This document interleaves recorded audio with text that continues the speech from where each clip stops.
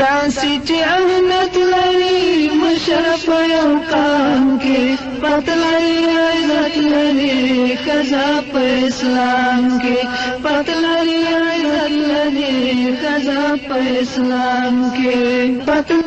د ژوند لار وړاندې کوونکی مولوي محمد یاسین فهیم. کار به د هوس نه وي مور به وي یا خور به وي ښکلې په حیا به وي مشره د خپل کور به وي. بسم الله الرحمن الرحيم. الحمد لله رب العالمين حمد الشاكرين. الصلاة والسلام على سيد الأنبياء والمرسلين سيدنا ونبينا وشفيعنا ومولانا محمد وعلى آله وأصحابه الطيبين الطاهرين. قدرمنو اوریدونکو د ژوند د لارې د خپرونې مینوالو په سلامونو او نیکو هیلو مو هرکلی کوم. ستاسو روغتیا او خوشحالي زموږ هیله ده، په دې هیله چې د صحت او عافیت جامې هم په تن ولرئ. دا د زه محمد یاسین فهیم د ژوند د لارې د خپرونې په وړاندې کولو کې ستاسې په چوپړ کې یم، په دې هیله چې دا خپرونه هم ستاسو د پام وړ وګرځي. قدرمنو اوریدونکو، زموږ نننۍ خپرونې موضوع ځانګړې شوې د خاوند حقوق په ښځې باندې، چې د خاوند حقوق په ښځې باندې کوم دي او د مسلمانې ښځې صفتونه څه دي.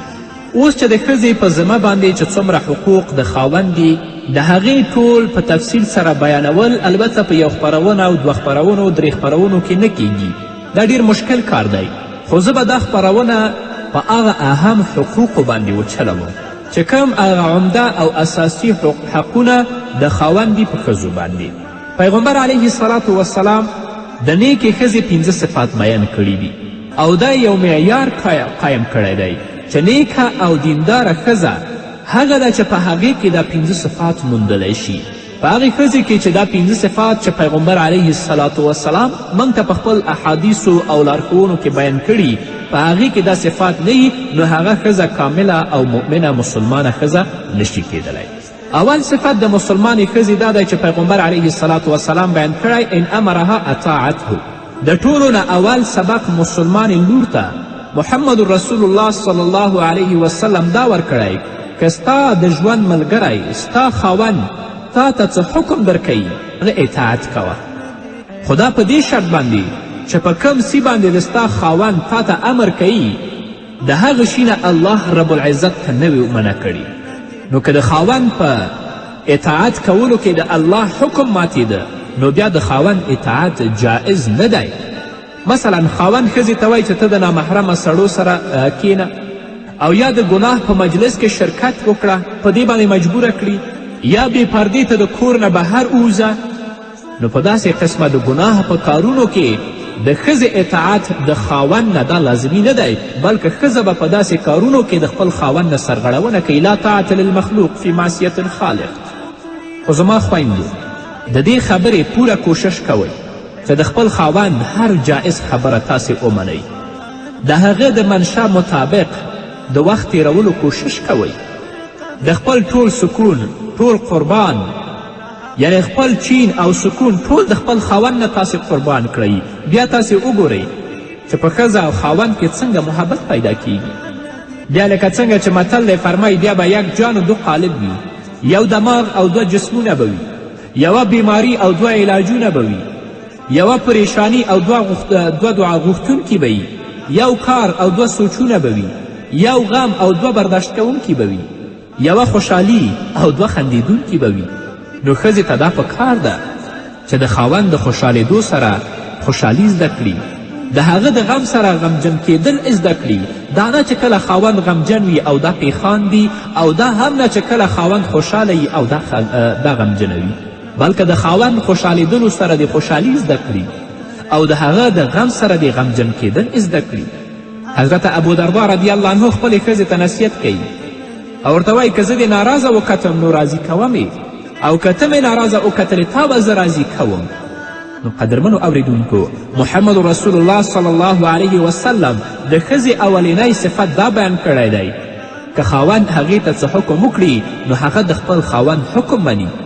ځکه چې الله رب العزت خاوند مشر او امیر مقرر کړی دی او ښځه یې معموره کړې ده. لکه چې فرمایي الرجال قوامون علی النساء، سړي په ښځو باندې نګران او منتظم دي. له بده مرغه نن په دنیا کې دا پیروپوګنډ دی چې ښځه محکومه جوړه کړې شوې، سړي دپاره برتري قایمه کړې شوې، ښځه قیدي او بندي ده. حالانکه مسلمانانو ورونو خبره صرف د پوهېدو ده چې موږ پوه شو چې اصل واقعیت څه دی.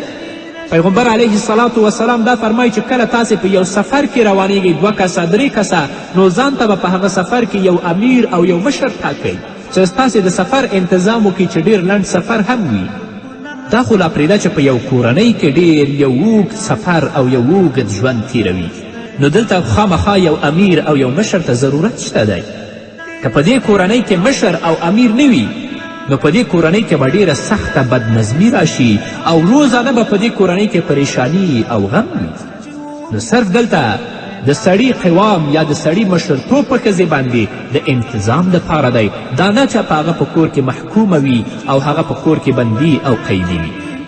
او که په کور کې ښځه مشره شي یا په ټولنه کې ښځه مشره وي، رسول الله فرمایلی لن یفلح قوم ولو امرهم امرأة، هغه قوم به هیڅ چیرې کامیاب نشي چې د هغو مشره هلته ښځه اوسیږي، یا دا مطلب چې خپلو امورو مشره یوه ښځه جوړه کړې وي. همدارنګه محمد رسول الله صلی الله علیه وسلم فرمایلی اذا کان امراؤکم خیارکم، چې کله ستاسو امیران په ستاسو کې د ټولو نه غوره وي،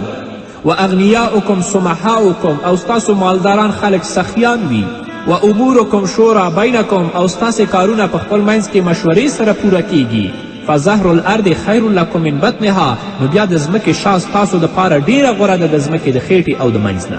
او همدارنګه فرمایي و اذا کان امراؤکم شرارکم، که ستاسې مشران د ستاسو بدترینه خلک وي، و اغنیاؤکم بخلاؤکم، او ستاسې مالداران او مشران هغه بخیلان او بدبخته وي، و امورکم الی نسائکم، و امورکم الی نسائکم، او د ستاسې امور یعنی څه مطلب د ستاسې کارونه ټول ښځو ته سپارل شوي، نو فبطن الارض خیر لکم من ظهرها، بیا د ځمکې خیټه ستاسې دپاره د ځمکې سر نه ډیره غوره ده چې تاسې په ځمکه کې هغه ډېر غوره دی ستاسې دپاره. نو قدرمنو اوریدونکو، تاسې د دې رسول الله د ویناو نه اندازه ولګوئ. هر کله چې یوه ښځه د یو وړوکي کور مشره نشي جوړېدلی، نو د پوره ملک مشر یا د پوره جامعې او د ټولنې مشره به څنګه جوړه شي. پیغمبر علیه الصلاة والسلام په بل حدیث کې د خپل فرمایي چې حضرت عایشه رضی الله عنها د رسول الله نه روایت کوي. پیغمبر علیه السلام فرمایي که ما یو انسان ته حکم ورکولی چې هغه بل انسان ته سجده وکړي، نو ما به ښځې ته حکم ورکړی وی چې هغه خپل خاوند ته سجده وکړي. لو امرت احدا ان یسجد لاحد لامرت المرأة ان تسجد لزوجها. په ښځې باندې داسې اطاعت ضروري دی چې د دې خاوند د دې قابل دی چې حتی ښځه هغه ته سجده وکړي،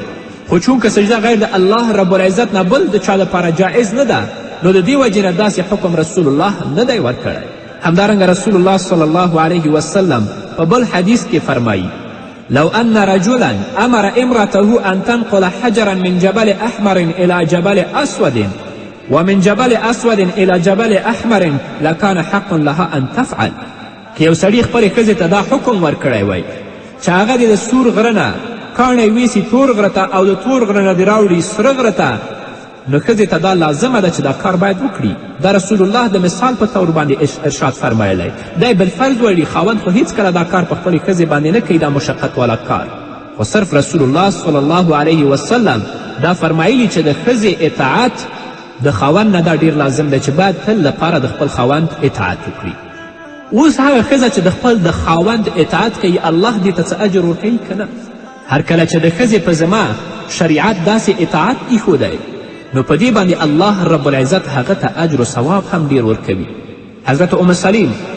رضی الله عنها نه روایت دی چې نبی کریم صلی الله علیه وسلم وفرمیل کومې ښځې وفات چې په داسې حالت کې وشي چې د هغه نه د هغه خاوند راضي وي، نو هغې ته جنت واجب دی، هغه به جنت ته ځي. یعنی ښځه وفات شي او د هغې نه د هغه خاوند راضي وي، هغه ښځه به الله جنت ته بیوي. او کومه ښځه چې وفات شي په داسې حالت کې چې د هغې نه د هغه خاوند ناراضه وي، نو هغه ښځه به جهنم ته ځي.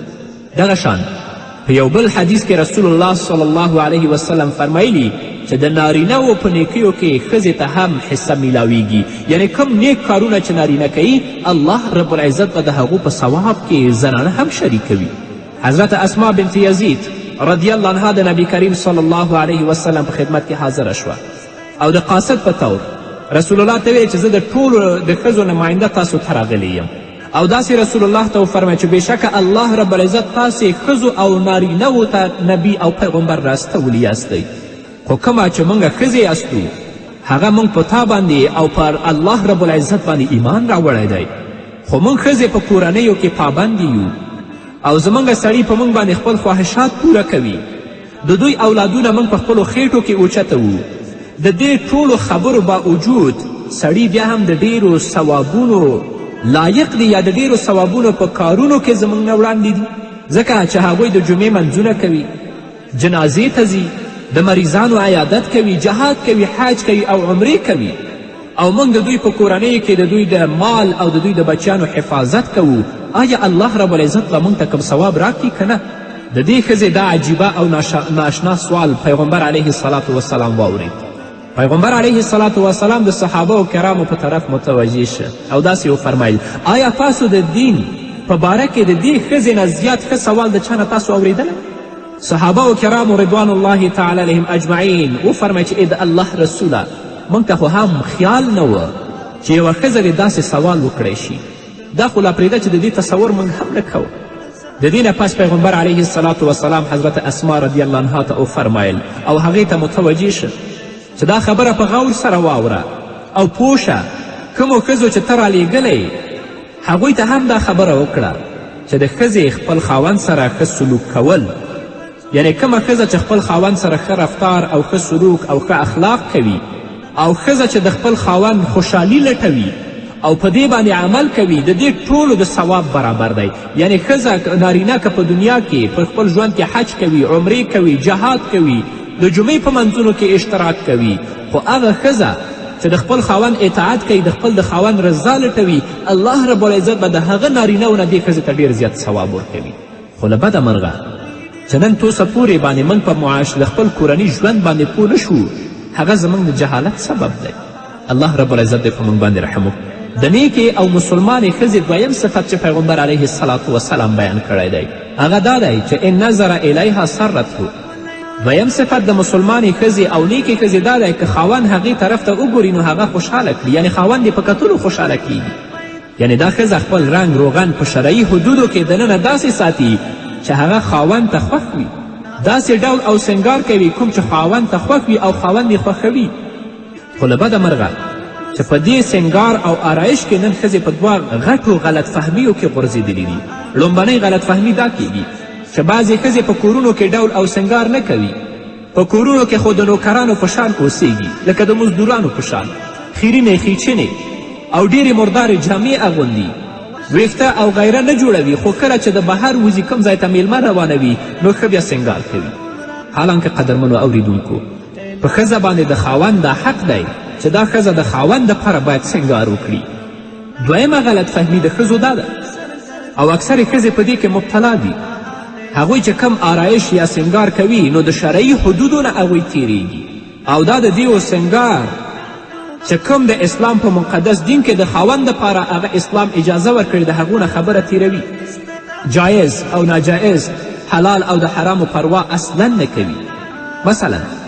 بعضې ښځې داسې فیشن خوښوي چې د خپل نوکان ډېر زیات لویوي او د خپل د نوکونو حفاظت شروع کوي بیا د هغو ساتنه کوي تر دې چې دا نوکان پرېږده چې د نوکانو نه چاړې او چاقوان جوړیږي حالانکه د نوکانو پرې کول او د هغو د حکم د ټولو د پرې کولو حکم د ټولو نه افضله خبره ده باید چې په یو هفته کې پرې کړي او که نه وي د یو هفتې په منځ کې 15 ورځو کې او آخري موده یې 40 ورځې ده که څوک د 40 ورځو نه بره نوکان ساتي هغه اشد ګنهګار دی درېیمه غلط فهمي د ښځو دا ده چې ځینې ښځې په نامه د سنګار باندې د خپل ویښته کټ کوي او ځان مشابه کوي د سړو سره او حال دا چې محمد رسول الله صلی الله علیه وسلم په داسې سړو باندې لعنت ویلی دی او په داسې ښځو باندې لعنت ویلی کوم سړي چې ځان مشابه کوي د ښځو سره یا کومه ښځې چې ځان مشابه کوي سړو سره رسول الله په دواړو باندې لعنت ویلی دی دغه شان بعضې ښځې د ښایست حاصلولو دپاره خپلې وریځې نری کوي خپلې وریځې اړوي او په غاښونو کې فاصله پیدا کوي حال دا چې په داسې کولو باندې محمد رسول الله صلی الله علیه وسلم په داسې ښځو باندې لعنت ویلی دی همدارنګه په بعضې ښځو کې دا مرض پیدا شوی دی چې ډېرې نرۍ جامې اغوندي او په سر باندې د خپل ویښته راټول کړي، هغه ټول په یو ځای کې وتړي. او رسول الله صلی الله علیه وسلم د دې ښځو په هکله ویلي دي، هغه ښځې چې لنډې او تنګې جامې اغوندي او د خپل د سر ویښته راټولوي ټول په یو ځای کې تړي د زینت دپاره، رسول الله ویلي چې دا ښځې به جنت ته هم داخل نشي او د جنت بوی به هم د دې پوزو ته ورنشي. نو قدرمنو اوریدونکو، باید چې زموږ هر کار د اسلام چوکاټ دننه وي او کومه لاره چې الله رب العزت او محمد رسول الله صلی الله علیه وسلم موږ ته راښودلې د هغه مطابق موږ عمل وکړو. دا نه چې زموږ کارونه د اسلام د چوکاټ نه بهر شي، چې هغه اسلامي حقوق چې خاوند په ښځه باندې لري هغه حقوق په غضب او په لعنت د الله رب العزت باندې بدل شي. الله رب العزت دې موږ ته هدایت وکړي. دریم د نیکې ښځې صفت چې پیغمبر علیه الصلاة وسلام بیان کړی دی چې وان اقسم علیها ابرته، که خاوند یو داسې کار قسم وخوري چې د هغې پوره کول ښځې سره متعلق وي، نو د هغه ښځه دا قسم باید پوره کړي ورته. خاوند قسم خوري په یو کار باندې چې زه به دا کار کوم او هغه کار مربوط دی تر ښځې پورې، نو ښځې مسلمانه ښځې دپاره دا مناسب دی چې د خپل خاوند په خپل قسم کې باید بری وګرځي، هغه حانس نه کړي. دا د نیکې مسلمانې ښځې صفت دی. مثلا خاوند دا خبره کوي چې زه به 15 کسه نن په کور کې میلمه کوم، هغو ته به ښه ډوډۍ ورکوم، نو دا ښه ډوډۍ خو تیاروي ښځه تیاروي، نو دا د نیکې او مسلمانې ښځې صفت دی، باید چې د خپل خاوند د هغه په قسم کې امین او بری وګرځي، حانس یې نه کړي. دا نه چې ته یو څه وایي او د خپل ښځه تا ته بل څه وایي، چې ستاسې ټول ژوند به په ناخوالي او بدبختي او په مصیبت کې تیریږي. څلورم صفت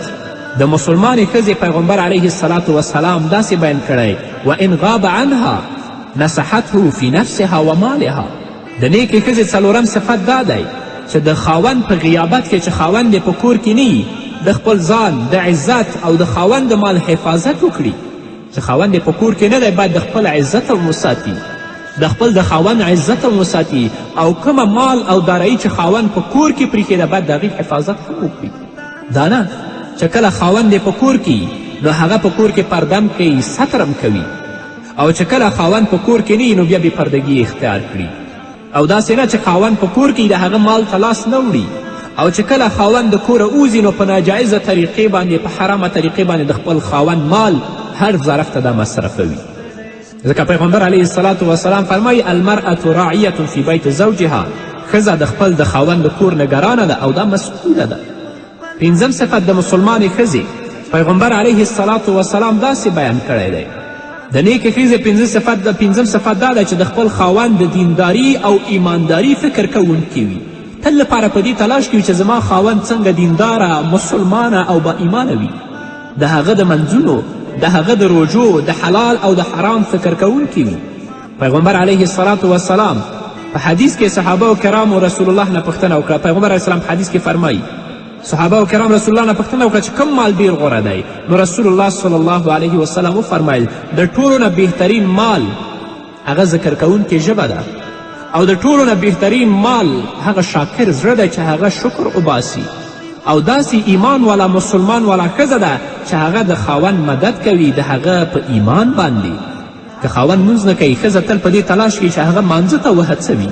که خاوند روژه نه نیسي نو تل لپاره ښځه دې کوشش کې ده چې خپل خاوند روژې طرف ته وهڅوي. که خاوند په منکراتو او په فحشاو کې گرفتاري، ښځه تل لپاره دا کوشش وکړي چې خپل خاوند د منکراتو او د فحشاو نه بچ کړي. نو دا مسلمانه ښځه ده. الله رب العزت دې موږ ته توفیق راکړي چې کومه ژوند د ښځې او د خاوند په منځ کې دی هغه د اسلام د چوکاټ دننه وي، چې الله رب العزت زموږ نه راضي شي. او ښځه باید د خپل خاوند ډیر خیال وساتي. هغه خاوند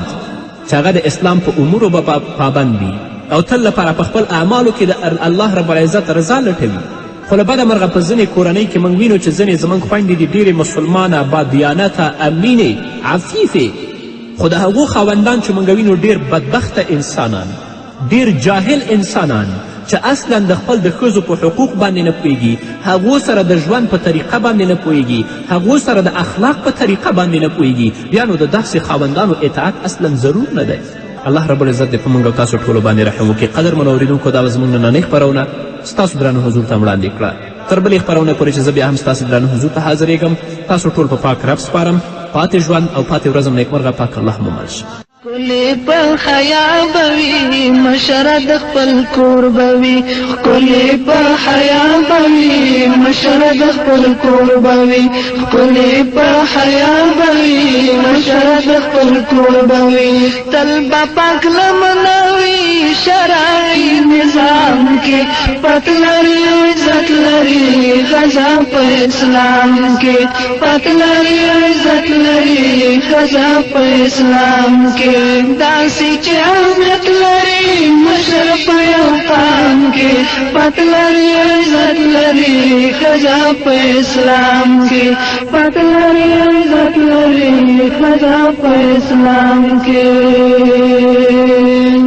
چې ملغل راشي څومره چې مستور راشي ژوند به مطمئن لري خاص جنتي خوراشي ژوند به مطمئن لري خاص جنتي خوراشي ژوند به مطمئن لري خاص جنتي خوراشي کمال بیبیان الله د خپل مقام کې پات لري عزت لري ښځه په اسلام کې پات لري عزت لري ښځه په اسلام کې داسې چې اهمیت لري مشر په یو قام کې پات لري عزت لري ښځه په اسلام کې پات لري عزت لري ښځه په اسلام کې کار به د هوس نوي مور به وي یا خور به وي ښکلې په حیا به وي مشره د خپل کور به وي ښکلې په حیا به وي مشره د خپل کور به وي ښکلې په حیا به وي مشره د خپل کور به وي تل به پاک لمنه وي شرعي نظام کې پاک لري عزت لري ښځه په اسلام کې پاک لري عزت لري ښځه په اسلام کې تل به پاک لمنه وي شرعي نظام کې پاک لري عزت لري ښځه په اسلام کې پاک لري عزت لري ښځه په اسلام کې منځ جنسیت خو څه دلته اعتبار نه دی منځ جنسیت خو څه دلته اعتبار نه دی پرېږده سراجي نړۍ دا د هغو کار نه دی پرېږده سراجي نړۍ دا د هغو کار نه دی پرېږده سراجي نړۍ دا د هغو کار نه دی هر چاته ټاکلی حد رب په خپل کلام کې پت لري عزت لري ښځه په اسلام کې پت لري عزت لري ښځه په اسلام کې هر چاته ټاکلی حد رب په خپل کلام کې پت لري عزت لري ښځه په اسلام کې پت لري عزت لري ښځه په اسلام کې داسې چې اهمیت لري مشر په یو قام کې پت لري عزت لري ښځه په اسلام کې پت لري عزت لري ښځه په اسلام کې داسې چې اهمیت لري مشر په یو قام کې پت لري عزت لري ښځه په اسلام کې پت لري عزت لري ښځه په اسلام کې پت لري عزت لري ښځه په اسلام کې پت لري عزت لري ښځه په اسلام کې داسې چې اهمیت لري مشر په یو قام کې پت لري عزت لري ښځه په اسلام کې پت لري عزت لري داسې چې اهمیت لري مشر په یو قام کې پت لري عزت لري ښځه په اسلام کې پت لري عزت لري ښځه په اسلام کې پت د ژوند لار وړاندې کوونکی مولوي محمد یاسین فهیم کار به د هوس نوي مور به وي یا خور به وي ښکلې په حیا به وي مشره د خپل کور به وي بسم الله الرحمن الرحيم الحمد لله رب العالمين حمد الشاكرين الصلاة والسلام على سيد الأنبياء والمرسلين سيدنا ونبينا وشفيعنا ومولانا محمد وعلى آله واصحابه الطيبين الطاهرين. قدرمنو اوریدونکو د ژوند د لارې د خپرونې مینوالو په سلامونو او نیکو هیلو مو هرکلی کوم. ستاسو روغتیا او خوشحالي زموږ هیله ده، په دې هیله چې د صحت او عافیت جامې هم په تن ولرئ. دا دی زه محمد یاسین فهیم د ژوند د لارې د خپرونې په وړاندې کولو کې ستاسې په چوپړ کې یم، په دې هیله چې دا خپرونه هم ستاسو د پام وړ وګرځي. قدرمنو اوریدونکو، زموږ نننۍ خپرونې موضوع ځانګړې شوې د خاوند حقوق په ښځې باندې، چې د خاوند حقوق په ښځې باندې کوم دي او د مسلمانې ښځې صفتونه څه دي. اوس چې د ښځې په ذمه باندې چې څومره حقوق د خاوند دي، د هغې ټول په تفصیل سره بیانول البته په یو خپرونه او دوه خپرونو درې خپرونو کې نه کیږي. دا ډیر مشکل کار دی، خو زه به دا خپرونه په هغه اهم حقوقو باندې وچلوم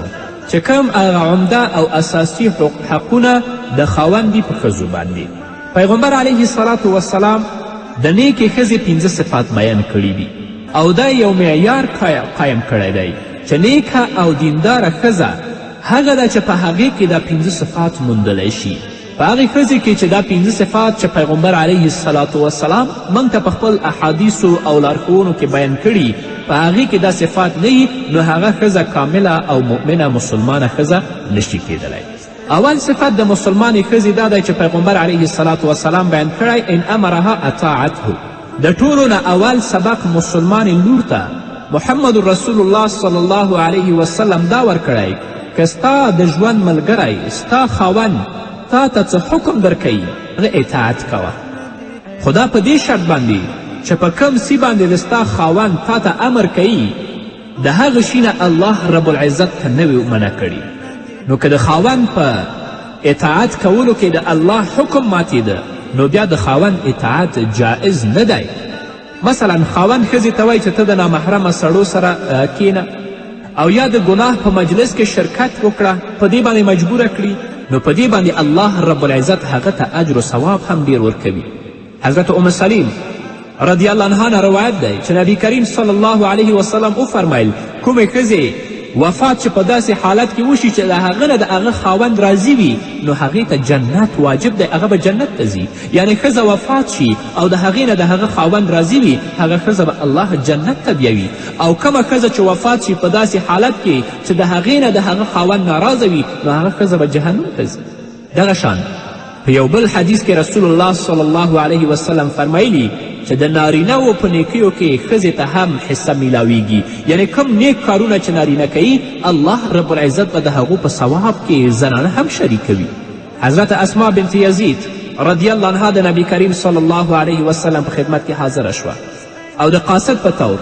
رسول الله ته ویل چې زه د ټولو د ښځو نماینده تاسو ته راغلی یم او داسې رسول الله ته وفرمیل چې بېشکه الله رب العزت تاسې ښځو او نارینهو ته نبی او پیغمبر راستولی یاستئ، خو کومه چې موږ ښځې یاستو هغه موږ په تا باندې او پر الله رب العزت باندې ایمان راوړی دی، خو موږ ښځې په کورنیو کې پابندې یو او زموږ سړي په موږ باندې خپل خواهشات پوره کوي، د دوی اولادونه موږ په خپلو خېټو کې اوچته وو.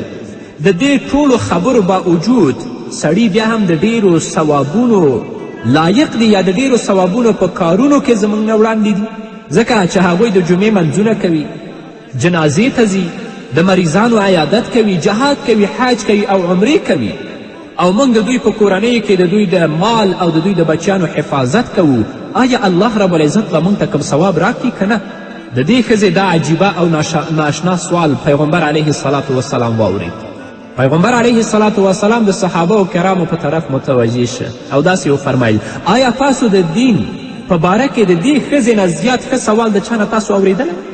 صحابه کرامو رضوان الله تعالی علیهم اجمعین وفرمیل چې ای د الله رسوله موږ ته خو هم خیال نه و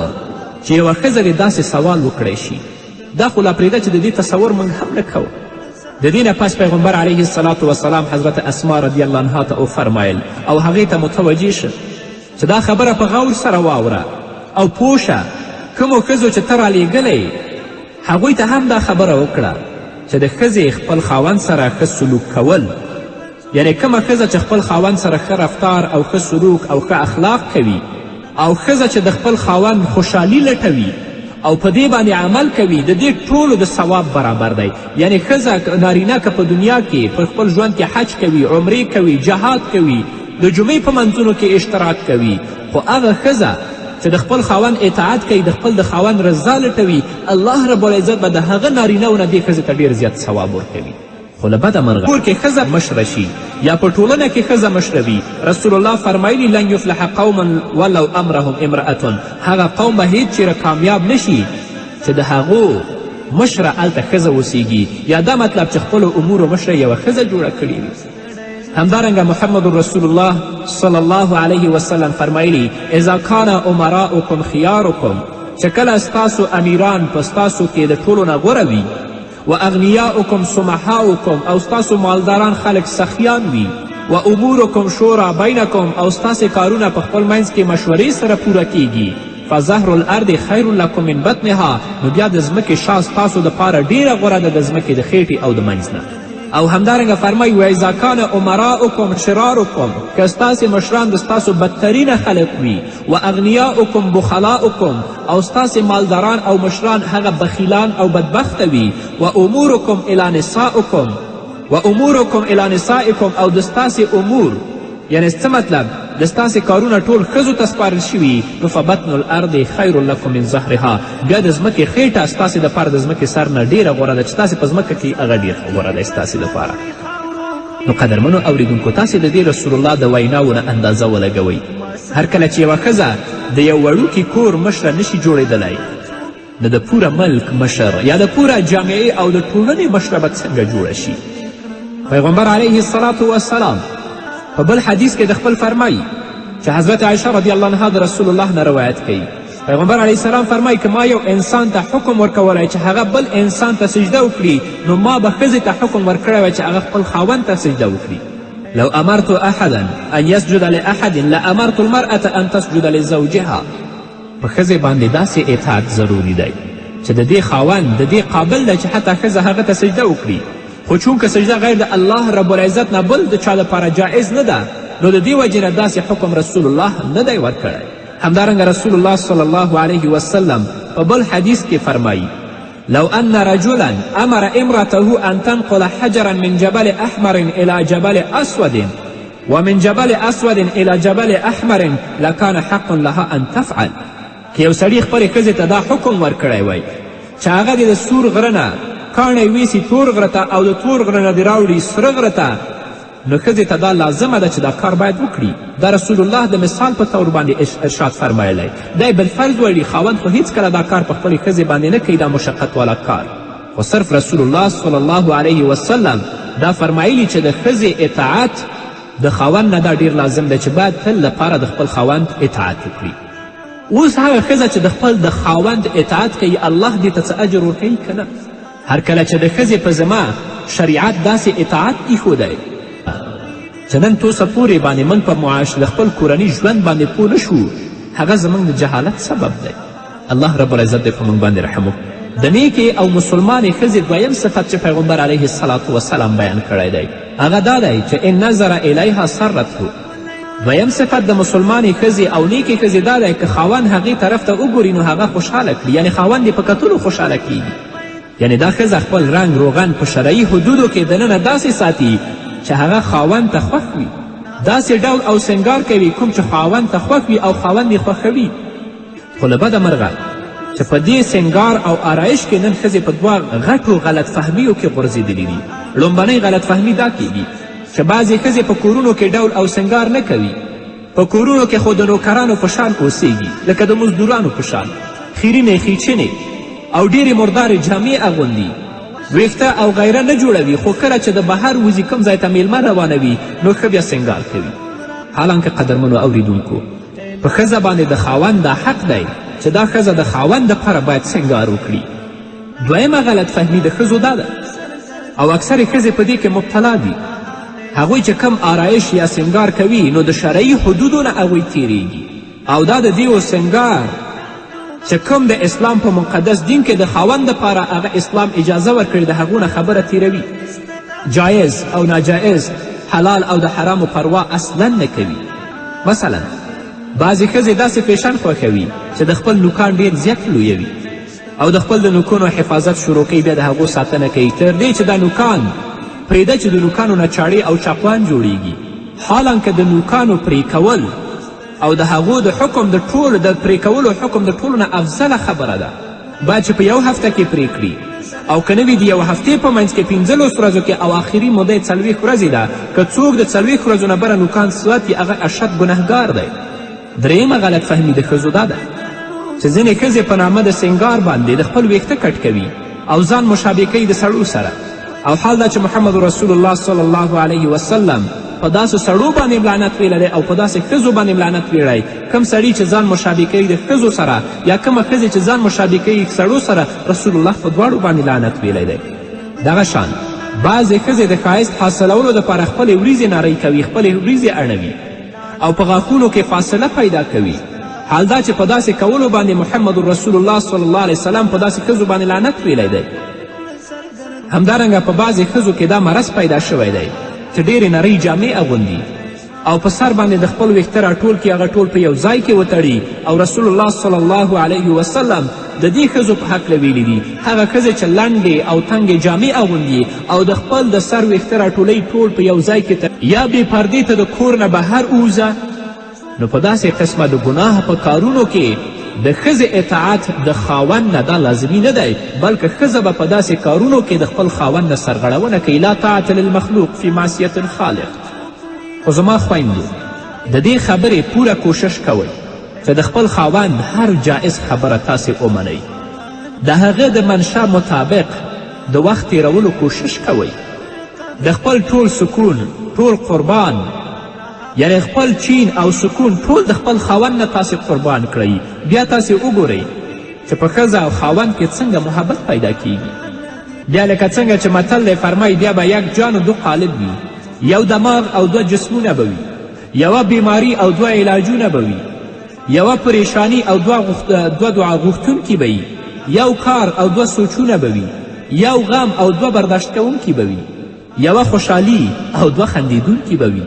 نو ښځې ته دا په کار ده چې د خاوند د خوشحالېدو سره خوشحالي زده کړي،